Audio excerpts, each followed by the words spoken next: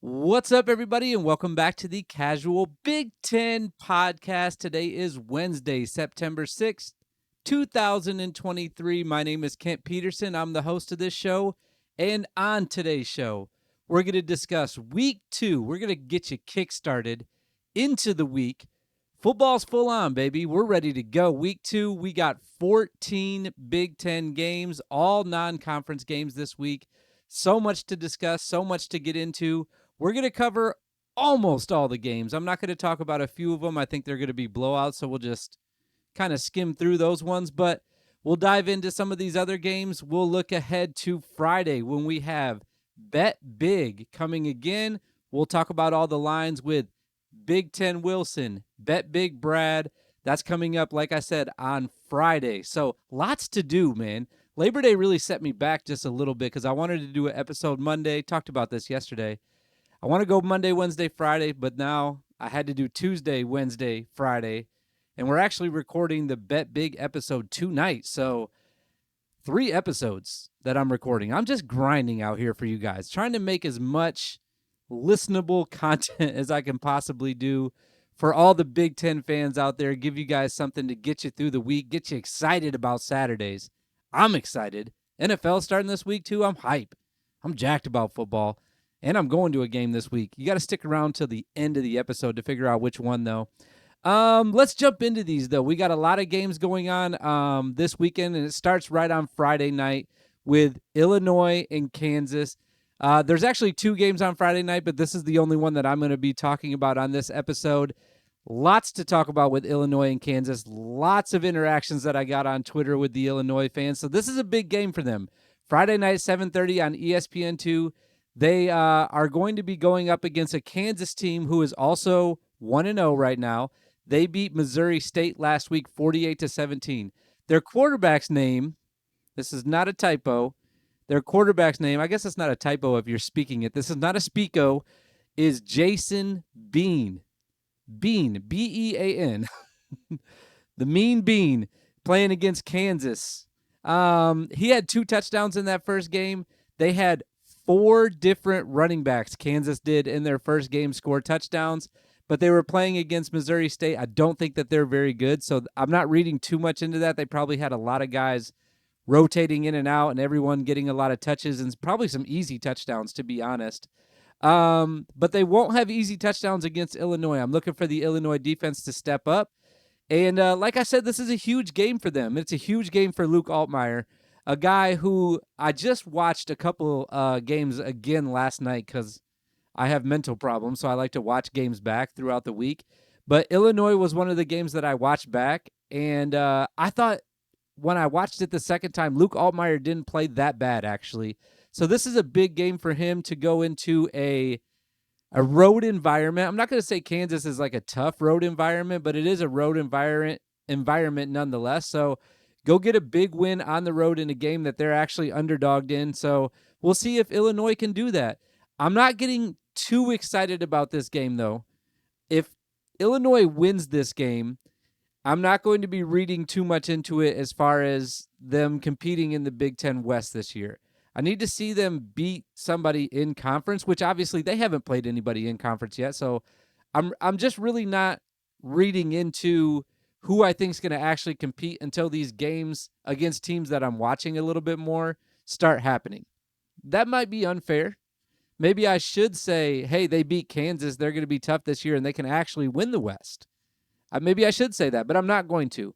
I just don't think that Kansas is – they're definitely a step up in competition, despite what all the Illinois fans said about Toledo last week. Kansas is going to be a step up in competition this week, especially going on the road. In my mind, I'm going to say, all right, Illinois is maybe a little bit better than I thought they were going to be at the beginning of the year, but I'm not going to get overly excited if they win this game. And in fact, I don't think they're going to win this game. I like Kansas in this game, and I think Kansas is going to win. So I don't think I'll have to read too much into it because I don't think Illinois is going to win. But that's why they play the game. And I'm really excited for this to be on Friday night. This is the best. Besides, I guess Minnesota and Nebraska last week wasn't on Saturday.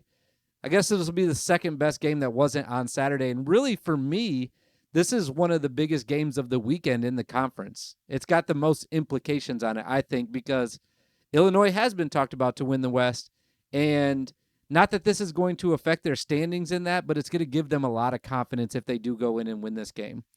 The next game up is on Saturday at noon. There's a few different games on at noon, and I'm guessing that most of the country and most of the fans of the Big Ten Conference are going to be having at least one eyeball on this game. It's Nebraska at Colorado. It's at noon. It's on Fox. And Colorado right now, if you don't live on the internet like I do, or if you don't read internet, I was going to say news. No one reads the newspaper anymore. If you haven't turned on a TV or TikTok or anything lately, then you don't know that Colorado has all the hype in the entire world surrounding their program right now. They went on the road to TCU last week, a TCU team that was ranked 17th, and a team that lost a lot of players from the team that lost in the national championship last year. That was a hard sentence to say because it had lost in it twice, and I'm not good at speaking, says the guy that's doing a podcast. TCU lost a lot of guys. They lost in the national championship, and then they lost to Colorado last week at home after they were ranked in the top 25. Colorado now jumps into the top 25. It was a team going into the season all summer. All I heard about was how bad Colorado was going to be, and they didn't look that bad. If you just looked at the score, or if you watched this game as a super casual, I'm going to call it, because if you watched it like I watched it, you're looking at Colorado and you're saying, where's the defense at? I thought that they let a TCU team that's not very good offensively score 45 points on them. Wasn't it 45 last week? Or was it 45-42? Either way, they let TCU score over 40 points.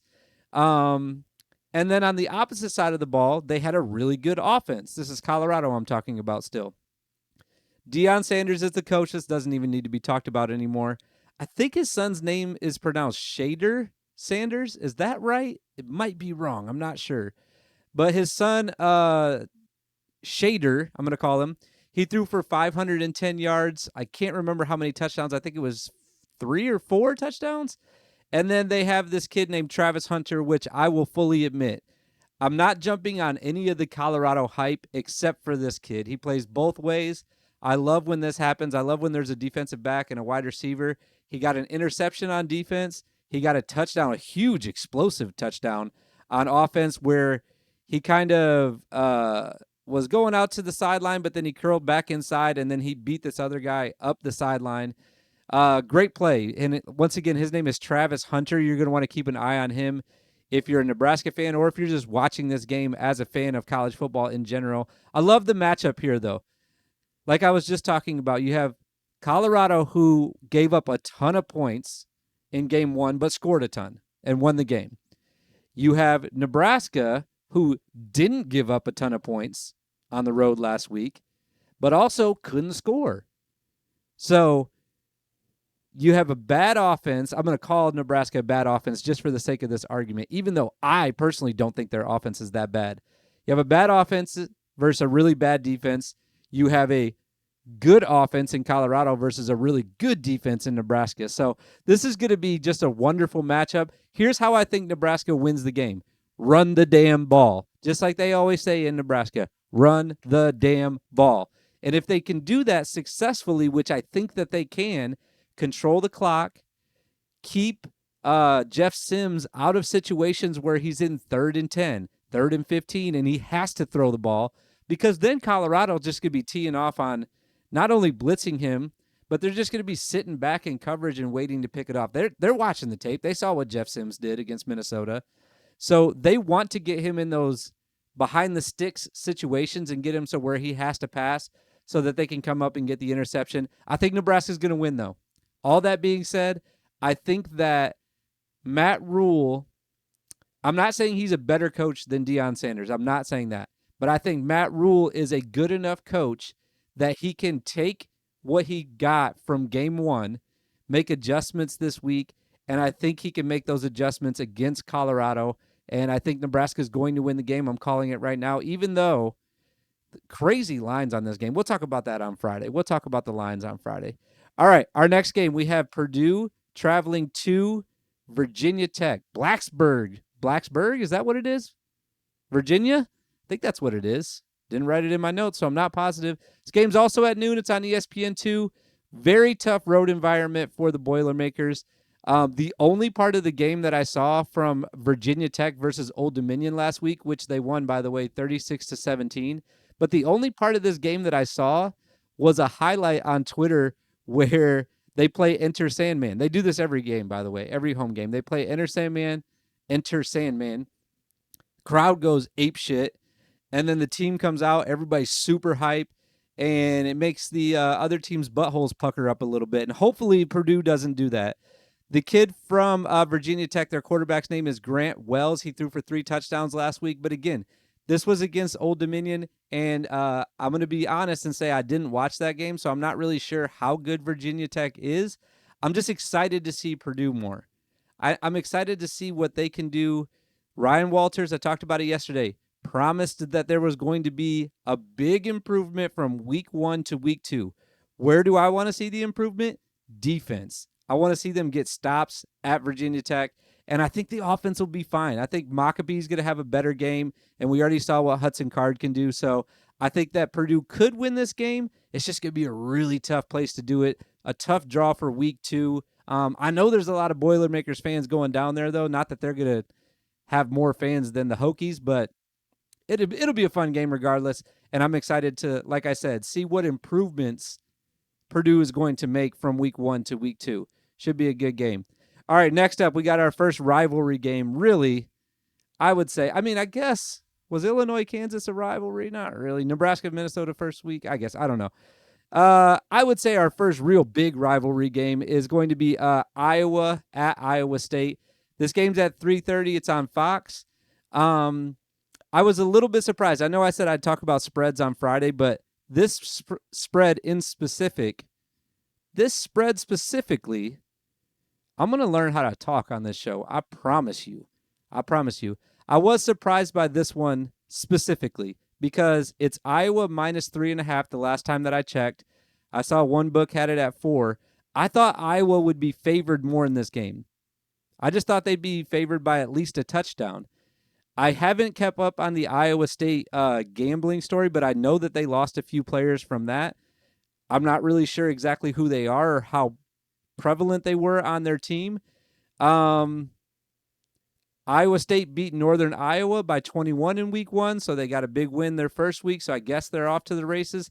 How good is Northern Iowa, though? Here's a fun stat for you, though. If you're a Hawkeyes fan, you got to be excited about this. Iowa State hasn't won this game at home since 2011. Now, I know they only play it every other year at home, so what is that, 12 years? So they've lost their last 6 at home, or last 5 or 6 at least. What do I need to see from the Hawkeyes? It's got to be more Cade. We started out the game with Cade on fire last week against Utah State, threw 2 touchdowns in the first quarter. I need to see more of that, though. I love Caleb Johnson probably more than any other non-Iowa fan on planet Earth. But I'd like to see Cade throwing it more in this game. I'd like to see Cade cook. This is what I talked about yesterday, but I want to see him keep cooking as the game goes on. Don't take your foot off the gas pedal. Just get on them real early, because I think that they can. I think they can jump on this team real early, and then just put your foot on their throat and finish this game before halftime. I want to see Cade have a big game this week, and I want to see that defense just do what they've been doing for the last, forever, it seems like. All right, next game. We have Northwestern and UTEP. I'm split on this one with my feelings because on Twitter back in June, I said that Northwestern was going to lose this game, and I got some heat for that even because they were like, oh, no, that's not going to happen. But this was before everything that happened over the summer at Northwestern. So now, David Braun there, you don't have a win under your belt. I would have liked to see Northwestern going into this game, if you want to beat UTEP, with a win against Rutgers last week, but they looked terrible against Rutgers. This could be a great game. A great game if you're a sicko, basically, because this is two really bad teams that are playing each other. Really bad teams playing each other. It's on BTN at 3:30. UTEP's played 2 games already. That's one reason I feel like they have a slight advantage on Northwestern. Yes, they have 2 games of wear and tear on them already, but for college sports, I think that the 2 games of experience before the other team's only played 1. I think that's going to help UTEP just a little bit in this game. But here's their 2 games that they played. Incarnate Word, they won that game 28-14, and then they lost to Jacksonville State by 3. I think it was 17-14 in that game. There's been a lot of talk about Ben Bryant at Northwestern. He's got to be the guy that really carries them offensively. I'm going into this game with a completely different mindset. I think that I don't know this for sure. And again, I probably could have did a little bit more research on this, but I think that Northwestern's going to be bigger and stronger than UTEP. So I would like to see Northwestern go into this game and just run the ball, just like I was saying with with Nebraska. Run the ball. They're not going to be ready for it. I think UTEP's going to be looking for them to pass the ball because that's all they really did the first game against Rutgers. Ben Bryant was just sitting back in the pocket getting cracked the whole game. So I think that Northwestern should try to go into this game. If I was coaching them, this is what I would do. I would run it at least twice every first down. So when you get the ball, you run it on first down, maybe throw it on second, and then run it again on third. I would run it as much as possible against UTEP in this game. They are averaging 136 yards given up on defense via the run game. So I think that Northwestern should be shooting for somewhere closer to 200 rushing yards in this game. Are we going to see it? Probably not. Probably not going to see it because what's going to happen? They're going to get in the game. They're going to try to run it once and lose a yard, and then it's going to be the Ben Bryant show again. And hopefully he doesn't get sacked and pressured as much as he did against Rutgers because, man, I was worried about him. I was really worried about him last week. All right. We got Maryland and Charlotte in the next game. This is a night game. It's 7:30. It's on NBC. Maryland's going to win this game. I almost put this game at the bottom of my list here as games that are totally irrelevant that I'm not going to talk about. But I wanted to talk more about Corey Dyches. I love him so much. He's 3rd in the Big Ten right now. I think 3rd or 4th in receiving yards. And I'm just really excited to see him play again. I know it's Charlotte. The second game that I rewatched, I talked about how I rewatched the Illinois game last night. I also rewatched the Maryland Towson game last night. Again, don't know why. I also watched like part of the Wisconsin game last night, like the first quarter of that. I have major problems. I need to see somebody about how much Big Ten football I'm watching right now. But anyways, I liked what I saw from Maryland. I know it was Towson. I think that this is going to be a similar game. I think they win by like 30. Really not much to talk about. I didn't research Charlotte at all, other than the fact that they beat South Carolina State 24-3 in their opener. They must be really bad, though. They got to be really bad, South Carolina State. Man, to lose to Charlotte by that much, I'm not expecting a game in this one at all. We have Minnesota versus Eastern Michigan. Also another game that I don't think is really going to be close, but the reason why I kept this one on games that I'm excited about is because I'm just ready to see Ethan again, and I want to see if that Minnesota defense is going to be as good as they were against Nebraska the rest of the year. Now, I think that they'll be fine on Saturday because it's Eastern Michigan, but I want to see I'm excited to watch them the whole season is what I'm trying to get at here. So I want to get a glimpse of them against Nebraska. I want to get a glimpse of them against Eastern Michigan and then compare that to what they do when they start playing teams like Iowa and Wisconsin. So I'm really excited to see their defense again. And then I got excited about Ethan last week. I thought he threw the ball really well, so I'm expecting him to have another big game. But the big thing, I think, and probably the biggest thing, is I know I talk about running backs probably way too much, but they did not look good last week. Sean Tyler didn't look good. Bryce Williams did not look that good. I want to see them be able to run the ball, too, against an inferior opponent. So I'm looking for a lot of things out of this game from Minnesota to see if they're the real deal. I don't know if I'll get an idea if they're the real deal or not because they're playing Eastern Michigan, but We'll see. Eastern, just in case you're wondering, they're also 1-0. They beat Howard by 10 last week, but Howard is just straight cheeks, so not really much to read into that. All right, 2 more games that I want to get to. We got Rutgers versus Temple. This is at 7:30. It's on the Big Ten Network. I'm most excited to see this team over the next few weeks. Minnesota probably second, but because of what Rutgers did to Northwestern, just absolutely dismantled them. I know it's Northwestern. I get it, guys. I know they're not going to be good. I've learned that at this point. But Rutgers looked so good. They looked so composed. Composed? Composed. They looked so poised and composed on offense that I want to see if they can maintain that. Gavin Wimsatt, another quarterback that got me really excited last week. Temple's going to be pretty bad. They did beat Akron last week by 3. But Rutgers, for the second week in a row, favored once again almost by 10 points this week. Pretty exciting.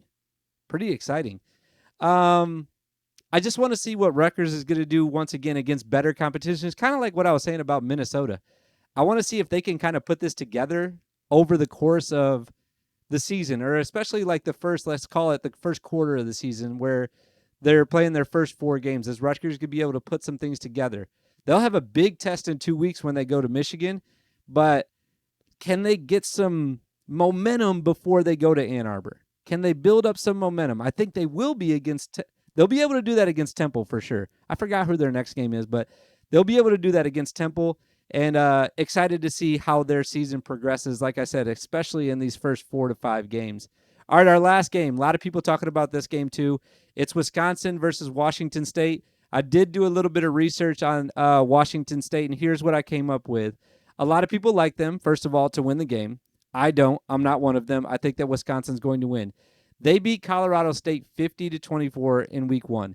Colorado State is one of the worst teams I've ever seen play college football. I actually saw them play live last year when I went to that Michigan game. Terrible. They suck balls. Apparently they have a better quarterback this year, though. This is what I'm hearing. His name's Cameron Ward. He threw the ball 49 times. This is Washington State now. I got a little confused talking about Colorado State. I was so making sure I was telling people good enough that they were not good enough to win that game. It didn't matter what happened. But anyways, Cameron Ward for Washington State. He threw the ball 49 times. He had 3 touchdowns passing, and then he also rushed for 1. It's really hard to pull up like the defensive stats for Washington State because they were playing Colorado State. I think they had like 49 yards total maybe last week.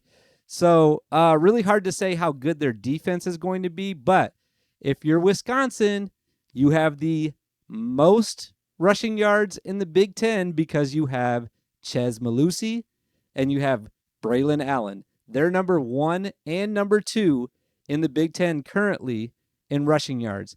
Yeah, all this talk, I didn't even realize that until late last night. Right before I was going to bed, I was just going through some stats in the conference. It's like I said, I have problems.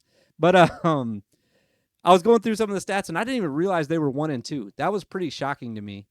Did not see that coming. I think Luke Altmaier was like in the top 5 or top 10, something like that too, which was also crazy. But anyways, you have the top 2 guys rushing-wise in the Big Ten right now. All this talk about Tanner Mordecai, he's going to come in. We're going to change the offense. Everything's going to be different. We're going to throw the ball all over the place. Are you? Are you going to give it to the 2 guys right behind him? Let them run the ball all over the place. Maybe because it was Buffalo last week. Maybe. But we'll see what happens in this game. I think that they're going to have to rely a little bit more on Tanner this game. But still excited to see what the running backs are going to do. This is going to be a great game. This is probably the 3rd or 2nd best game of the weekend. If you go... You almost have to say that Colorado-Nebraska is the top game of the weekend because of all the hype around it. And then for me, like I said, I think it's Illinois-Kansas second.